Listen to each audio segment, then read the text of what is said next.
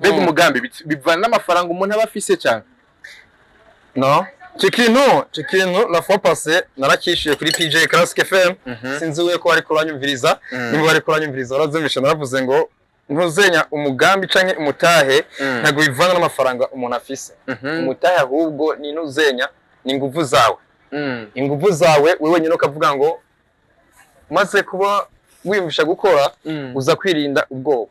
Umutahe wa mbere ukomeye cyane ni nguvu. Maze kuba ushora inguvu zawe nta cyo kidashoboka kuko twumva ko umutahe wa mbere ari nguvu.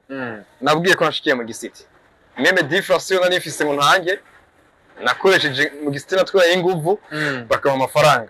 Mvuye mu gisiti nagiye gukora muri hoteli naho natwaye iki natwaye inguvu bakaba amafaranga. Hanyuma ndagira iki ndaronka umutahe. Muri icyo gihe uribaza ngo hari umutahe natanguje? Oya, natanguje inguvu.